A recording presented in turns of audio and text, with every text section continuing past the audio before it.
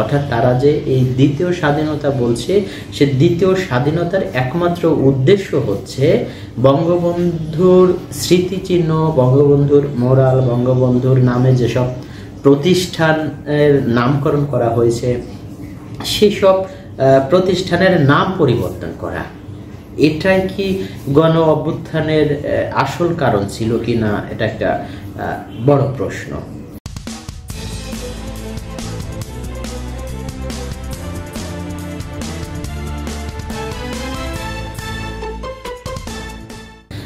দ্বিতীয় স্বাধীনতা বলে আদৌ কি কিছু আছে বা হয়?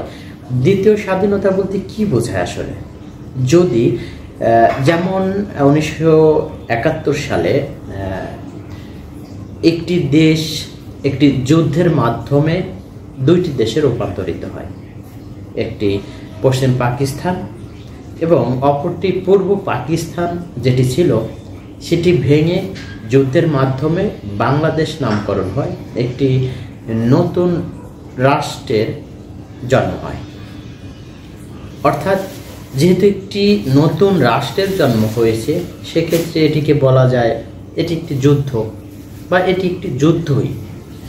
তো 2024-এ এসে যেটা হয়েছে, একটি রাজনৈতিক সরকারকে একটি অভ্যুত্থানের মাধ্যমে দেশি বিদেশি বিভিন্ন ধরনের ষড়যন্ত্রের মাধ্যমে তাকে উৎখাত করা হয়েছে বা ক্ষমতাচ্যুত করা হয়েছে।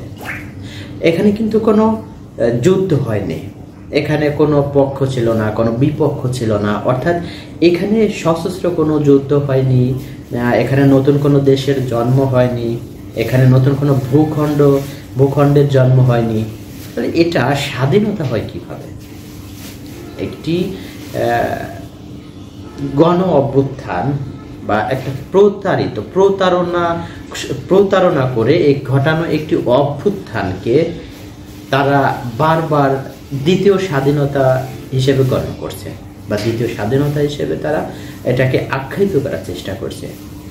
ফলশ্রুতিতে তারা যেটা করছে সেটা হচ্ছে বারবার সংবিধানকে ছুঁড়ে ফেলা, রাষ্ট্রপতিকে হেনস্থা করা, তাকে না রাখা, বিভিন্ন ধরনের অপ্রাসঙ্গিক কথাই আমরা গত 1 বছরে শুনে আসছি। আর সংস্কারের নামে যেটা হয়েছে সেটা শুধুমাত্র এই বাংলাদেশ ভূখণ্ডের যিনি জন্মদাতা, যার নেতৃত্বে এই দেশটি আমরা 1971 সালে পেয়েছি, সেই জাতির জনক বঙ্গবন্ধু শেখ মুজিবুর রহমানের অস্তিত্ব বা স্মৃতিচিহ্ন সমস্ত কিছু মুছে ফেলাই যেন তাদের একমাত্র উদ্দেশ্য।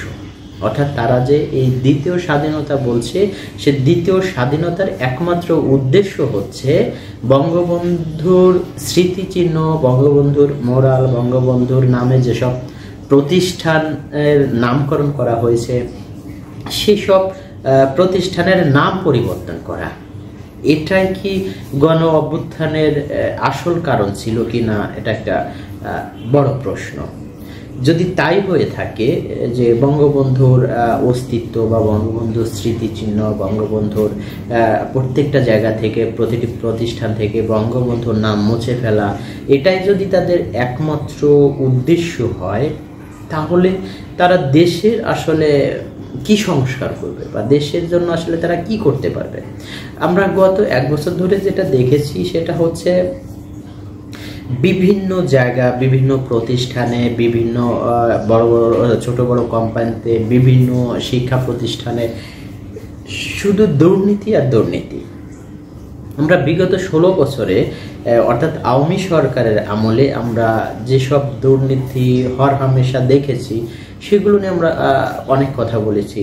আমরা সেগুলো কখনো সেগুলো সরকারের পক্ষ থেকে শুধরানো হয়েছে, কখনো হয়তো মাত্রাতিরিক্ত হয়ে গেছে, সেটা সরকারের পক্ষেও হয়তো অনেক সময় সিন্ডিকেটের কারণে সম্ভব হয়নি।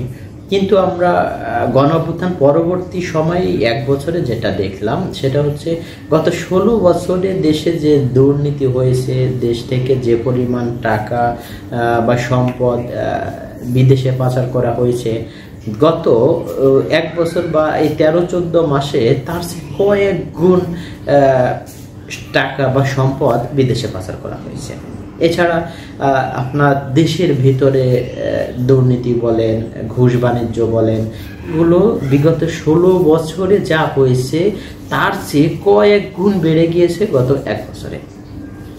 অর্থাৎ 1 বছর আগে যাদেরকে যেসব ছেলেরা বা যেসব মানুষজন বা যেসব নেতাকর্মীরা তাদেরকে আমরা যেভাবে আখ্যায়িত করি, তারা 3 বেলা ঠিক মতো খেতেও পারতো না, এমনও আমরা দেখেছি অনেককে।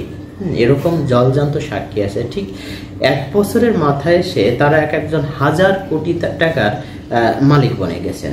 তারা BMW গাড়ি নিয়ে ঘুরেন, পাজেরো নিয়ে চলেন, মার্সিডিজ নিয়ে চলেন। তো এই 1 বছরের অভ্যুত্থানের 1 বছর পরে তারা এই হাজার হাজার কোটি টাকা আসলে কোথায় পেলেন? উত্তর একটাই, তাদের এই হাজার হাজার কোটি টাকার উৎস এই ঘুষ বাণিজ্য, চাকরিতে বাণিজ্য, দুর্নীতি, চাঁদাবাজি, এগুলোই তো তাদের ইনকামের একমাত্র উৎস। কারণ হচ্ছে এই ছেলেগুলোর বা এই লোকগুলোর তো কোনো ব্যবসাও নেই। স্টিল নাও আমরা যদি দেখি বা আমরা যদি বিভিন্ন জনকে যদি আমরা অনেকের ইনভেস্টিগেশন করে আমরা দেখেছি এখন পর্যন্ত তাদের কোনো ব্যবসা নেই, তাদের অতীত রেকর্ডও খুব একটা ভালো না। অর্থাৎ তাদের এমন না যে তাদের বাপ দাদার অঢেল সম্পত্তি ছিল, সেটাও না। তারা 3 বেলা ঠিকমতো খেতেই পারতো না। অনেক ছাত্র যারা ছিল আপনার মেসে থাকতো, ঠিকভাবে সেই মেসের সামান্য যে টাকাটা সেইটা তারা পরিশোধ করতে পারতো না। যেমন হাসনাত আবদুল্লাহর কথাই যদি আমরা বলি, অভ্যুত্থানের আগে একটা না, তার 5 থেকে 6 মাসে তার ম্যাচ ভাড়া পর্যন্ত দিতে পারেনি, ম্যাচের খাবারের টাকা পর্যন্ত দিতে পারেনি। এটারও রেকর্ড আছে, প্রমাণ আছে।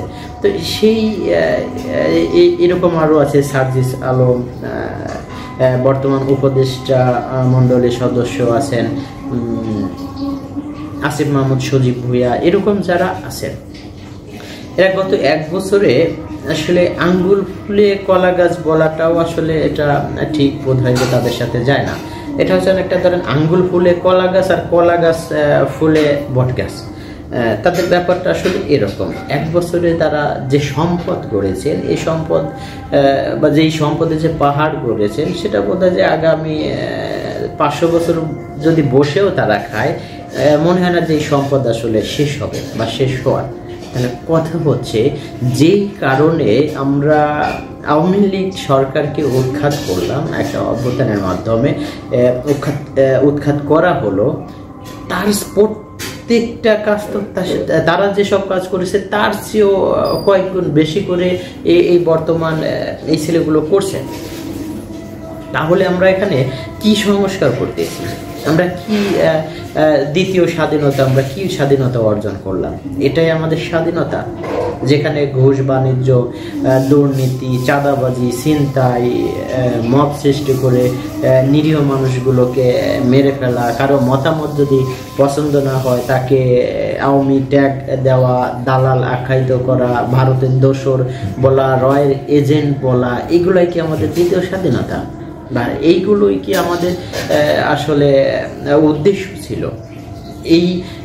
এই থিওরি নিয়ে বা এই মাইন্ড সেট আপ নিয়ে আমরা আসলে কত দূর আগাতে পারবো, বা এই মাইন্ড সেট আপ নিয়ে আমরা আসলে কি অর্জন করতে পারবো? এটা আমাদের আসলে কতটুকু এগিয়ে নেবে? যেখানে সদ্য অভ্যুত্থান হওয়া নেপালের কথা আমরা যদি বলি, যে এই নেপালে কিন্তু মাত্র কয়েকদিন আগে অভ্যুত্থান হয়েছে, তাদের অতীতের যে সরকার ছিল তার পতন হয়েছে। অন্তর্বর্তীকালীন যে সরকার এসেছেন, সে অন্তর্বর্তীকালীন সরকার এসেই কিন্তু স্পষ্ট জানিয়ে দিয়েছেন যে এই সরকারের সংস্কারের বা আইন বিষয়ক সংস্কারের কোনো ম্যান্ডেট নেই। অর্থাৎ এই যত ধরনের সংস্কার আছে এই সংস্কার করবে একটি নির্বাচিত সরকার এসে। আমাদের শুধু ম্যান্ডেট হচ্ছে একটি সুস্থ, গ্রহণযোগ্য একটি নির্বাচন আয়োজন করা, অ্যারেঞ্জমেন্ট করা। এর বাইরে আমাদের আর কোনো ম্যান্ডেট নেই। সেখানে আমরা যেটা করছি, আমরা গণ অভ্যুত্থানের পরে আমরা দেশের সব কিছু হয়ে গেছি, আমরা 71-এর মুক্তিযুদ্ধকে ফেলে দিচ্ছি, মুক্তিযুদ্ধকে মানছি না, আমরা মুক্তিযোদ্ধাদের অবলীলায় তাদেরকে অপমান অপদস্থ করছি। তো দেখেন আসলে তাদের মেন্টালিটি আর আমাদের মেন্টালিটির মধ্যে কতটুকু পার্থক্য, কতটুকু আসলে গ্যাপ। তো তারা এগিয়ে যাবে না তো আমরা এগিয়ে যাব? যেই 30 লক্ষ শহীদের রক্তের বিনিময়ে এই দেশটা স্বাধীন হলো, আমরা গণ অভ্যুত্থানের পরবর্তী সময় সবার আগেই তাদেরকে আমরা ছুড়ে ফেললাম, তাদেরকে অপমান অপদস্থ করতে ব্যস্ত হলাম, তাদেরকে অস্বীকার করলাম। এই মেন্টালিটি নিয়ে আসলে আমরা কতদূর এগিয়ে যেতে পারবো, এটা একটা বড় প্রশ্ন।